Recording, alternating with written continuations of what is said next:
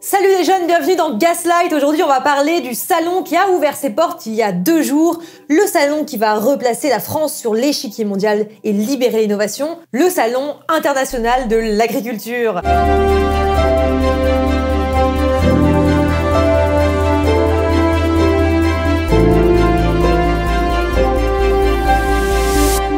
Et oui, parce qu'on a fait tout un foin du salon de l'IA, mais samedi dernier s'est ouvert la 61e édition du salon de l'agriculture et il n'a pas grand chose à lui envier. Vous savez, le gaslighting, c'est quand on essaye de vous manipuler pour vous faire croire que vous êtes fou ou folle, alors qu'en fait, vous aviez raison. Et si vous trouvez qu'il y a quelque chose de louche avec le salon d'agriculture, vous avez raison.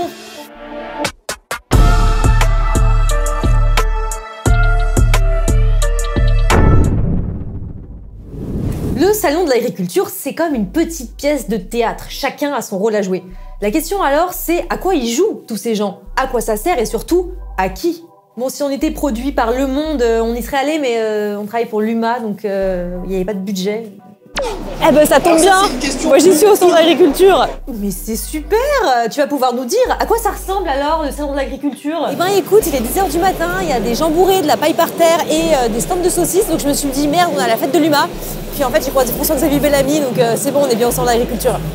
Incroyable! En tout cas, moi j'y connais rien de l'agriculture, mais ça a l'air vraiment super, hein. Regarde, j'ai même un tatouage génétique. En plus, c'est ultra moderne. Là, je m'apprête à aller écouter une conférence sur l'intelligence artificielle.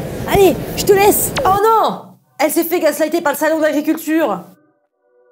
En même temps, c'est pas étonnant, puisque le but du salon, c'est de faire de la communication. C'est la vitrine de l'agriculture française. Ce que ça veut dire, c'est que le salon, il renseigne avant tout sur la manière dont le secteur agricole a envie qu'on le perçoive.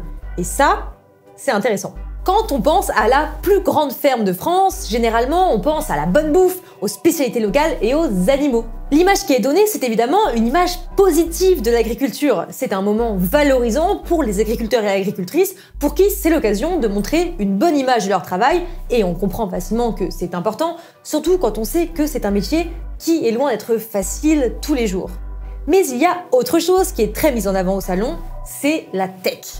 Notre agriculture française, c'est pas seulement un patrimoine culinaire, c'est également un secteur ultra moderne et économiquement compétitif, avec des gens en amont et en aval de la production qui ont beaucoup d'argent à se faire. Au salon, l'innovation technologique, elle a une place aussi importante que le saucisson. Ça illustre bien les 2 aspects que le secteur agricole veut mettre en avant, la tradition et la modernité. Voilà, si vous vouliez aller au Japon, je vous encourage plutôt à reconsidérer et à vous orienter vers la porte de Versailles. Vous allez économiser beaucoup d'argent et de carbone, vous me remercierez plus tard.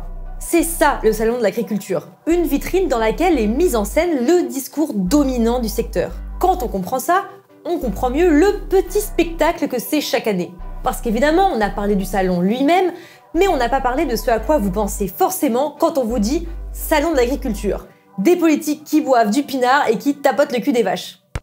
Sauf que, normalement, vous pensez pas à n'importe quelle politique. Si je vous dis cochon, terroir et business, a priori, vous ne pensez pas à Olivier Besancenot. Le salon de l'agriculture, c'est pas vraiment un endroit où on est censé critiquer le modèle agricole, ce qu'a tendance à faire la gauche. C'est un endroit où les politiques de droite sont généralement très à l'aise puisque ça leur permet de mettre en avant ce qui les arrange. Pour certains, c'est une manière de parler confortablement d'écologie, ce qui consiste la plupart du temps à montrer qu'ils mettent des milliards dans l'innovation. Ça, c'est de l'écologie sérieuse, pas de l'éco-terrorisme, à aller se faire tirer dessus dans la boue par des CRS en quad, expliquez-moi quel est l'intérêt. Alors que ce robot autonome, intelligent, précis, évolutif est capable de cueillir des tomates sous serre en offrant une réponse à la pénurie de main-d'œuvre de travailleurs immigrés bon marché. Le salon, ça donne une image de la ruralité que la droite adore, une image de gens travailleurs, de véritables entrepreneurs, unis par l'amour de notre pays et enracinés dans leur territoire comme des petites carottes dans un potager qui produisent de bons produits bien de chez nous, la vraie France quoi. Rurale, travailleuse, authentique et blanche. Pardon. C'est donc l'occasion idéale pour nos amis de droite de montrer qu'ils font partie du vrai peuple. l'occasion de se mettre en scène dans un décor plus simple que sous les ors de la République, l'occasion de prouver que c'est pas des technocrates enfermés dans des bureaux climatisés. Moi, vous savez, je connais extrêmement bien le Lot. Hein. J'ai une maison secondaire à côté de Cahors. Donc, d'ailleurs, mes voisins sont agriculteurs. Hein. Okay. Donc, ouais. Et mes grands-parents étaient agriculteurs aussi, d'ailleurs. Ouais. On a tous des origines paysannes. Ouais. Et mes parents étaient agriculteurs aussi, d'ailleurs. Ouais. Ah aussi Ouais. Bah, c'est vous dire, je comprends très bien ce que vous vivez. Hein. Ouais. Souvenez-vous, l'année dernière, le salon de l'agriculture, ça s'était déroulé dans un contexte très tendu. Tellement tendu que Macron avait dû retirer sa veste. C'est vous dire. Eh ben, ça s'était terminé par Gabriel Attal, à l'époque Premier ministre, qui avait fait des annonces du gouvernement aux agriculteurs en colère au milieu des bottes de foin, dans une ferme en Haute-Garonne. Et ça avait marqué les esprits. En même temps, ça avait de la gueule. Hein. Il était avec son costume ajusté, en train de lire son texte, négligemment posé sur une botte de paille, comme un vrai agriculteur finalement. Mais dis donc, Karl Marx, si avec la droite au salon, est-ce que c'est parce que la gauche en a rien à faire des agriculteurs? Bah déjà, il faut savoir de qui on parle quand on parle des agriculteurs. Il y a des disparités énormes dans le monde agricole. Les agriculteurs, c'est pas du tout un groupe social homogène. La réalité, c'est des gens extrêmement différents. Des gens qui font pas le même travail, qui ont pas le même revenu, pas le même patrimoine, qui n'ont pas fait les mêmes études et qui appartiennent à des groupes sociaux très divers. Je suis serralier dans l'Eure. Je suis éleveur allaitant dans les Alpes en Isère. Et je suis maraîchère en Bretagne. En France, en 2022, on compte environ 400 000 exploitants agricoles sur près de 290 000 fermes. 51% en font des cultures, 37% de l'élevage et 12% un mélange des deux. Il y a 10% des ménages les plus pauvres qui touchent moins de 800 € par mois. Et il y a 10% des ménages les plus riches qui touchent plus de 3 700 € par mois. L'écart dans notre profession est plus important que ce qui sépare les Français les plus riches des plus pauvres. Il y a des gens qui s'en sortent très bien, qui sont très riches et qui n'ont aucun problème à s'occuper de toute la partie gestion, qui est de plus en plus importante. Par contre, quand tu arrives au-delà de 500, tu rentres dans une organisation hiérarchique, et on va utiliser un gros mot, industriel. Ouais. Mais organisation industrielle, ça a un bon côté, un super côté, ça veut dire organisé et rationnel. Ouais, d'accord. Et aujourd'hui, quand on est passé très largement au-delà des 500, puisqu'on avait un projet à 1000, pour des raisons économiques, on pourra en parler après, Ouais. j'ai 3 équipes de 4 travailleurs qui bossent, et c'est beaucoup plus souple en termes d'organisation, en termes de formation. Et d'autres, beaucoup d'autres, qui galèrent parce que notre modèle libéral est extrêmement violent pour la majorité des agriculteurs et des agricultrices, même celles et ceux qui ne le remettent pas directement en cause. Et puis, ce que nous montre le salon, c'est un modèle d'agriculture familiale. Et ça masque les changements actuels dans le secteur, à savoir le développement des firmes et donc d'une gestion capitaliste des exploitations. Ce qui induit, entre autres, une augmentation constante du salariat. Cette France de petits patrons blancs qu'aime nous présenter la droite, c'est pas représentatif de la réalité. Le nombre d'ouvriers et d'employés dans le milieu agricole, il est en constante hausse alors que le nombre d'exploitants, lui, baisse drastiquement à cause de la diminution du nombre de fermes qui se font avaler par les grosses. Et vous vous en doutez peut-être, mais les ouvriers agricoles, ils sont pas tous blancs. Il y en a même beaucoup qui sont pas français, qui viennent du Maroc par exemple, et qui travaillent dans des conditions extrêmement pénibles.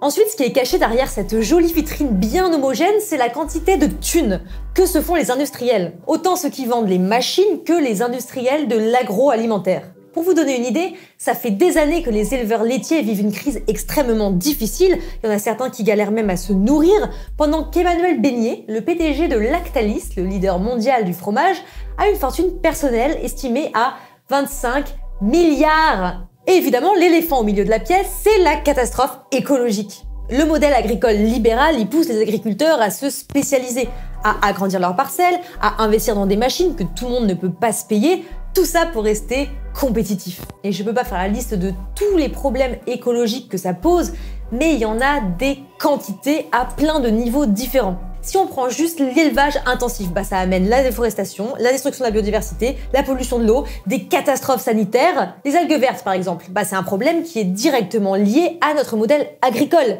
Et je parle même pas des conditions de vie des animaux. Le résultat de ces politiques libérales, c'est toujours le même. Ceux qui s'en sortent, c'est ceux qui sont le mieux lotis, ceux qui héritent des plus grosses fermes et qui ont fait les plus longues études. Les autres, ils disparaissent.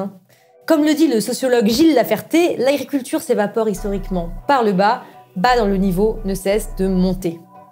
Bon, mais si les problèmes causés par le libéralisme, ça avait pour effet d'unir les prolétaires de tous les pays, on serait content. Mais je vous apprends rien, ça a plutôt tendance à nourrir directement l'internationale fasciste. Et malheureusement, c'est exactement ce qui se passe dans l'agriculture. Cette année, aux élections syndicales, il y a eu une percée historique du deuxième syndicat, derrière la FNSEA, la coordination rurale, qui est très proche de l'extrême droite. La coordination rurale, elle conteste la mise en scène du salon, mais à sa manière. Sa réponse aux problèmes engendrés par ce modèle, c'est une réponse réactionnaire. Bon, de toute manière, la réponse de l'extrême droite au problème du néolibéralisme, c'est à peu de choses près toujours la même chose. Un repli identitaire, suppression du droit du travail et suppression des normes environnementales. Il faut que les salariés partagent à 500%, je parle pour ceux qui sont là maintenant, à 500% nos idées. Et se mettent en branle pour travailler 24 heures sur 24. Le code du travail à la poubelle. Mais alors, il faut cancel le salon de l'agriculture? Ben non, en soi c'est très bien que les travailleurs et les travailleuses de l'agriculture aient un moment qui rend visible et qui valorise leur travail. On est d'accord, l'agriculture, c'est important quand même, puisque sans elle, on meurt. Le problème du salon de l'agriculture, c'est que c'est un espace qui met en scène un monde agricole uniforme qui partage des intérêts communs, alors que l'agriculture, bah, c'est comme partout dans le reste de la société. Hein. Il y a autant d'intérêts communs entre Emmanuel Beignet et une éleveuse en Lozère qu'entre Jeff Bezos et un préparateur de commandes chez Amazon. Ceux qui profitent de l'idée qu'il y a une opposition entre les agriculteurs et l'écologie, en réalité, c'est les acteurs dominants. Il n'y a pas d'opposition entre l'agriculture et le reste de la société, entre social et environnemental. Les travailleurs et les travailleuses de l'agriculture, ils veulent la même chose que les autres. Vivre de leur travail dans les bonnes conditions, ne pas tomber malade à cause des produits chimiques, avoir accès à un système de santé qui fonctionne, avoir une retraite. Et le reste de la population, elle a aussi tout intérêt à avoir une alimentation de qualité pour toutes et tous qui ne détruit pas l'environnement. Imaginez comme ce serait bien. Et ben on va exactement dans la direction opposée. Abonnez-vous. À dans un mois.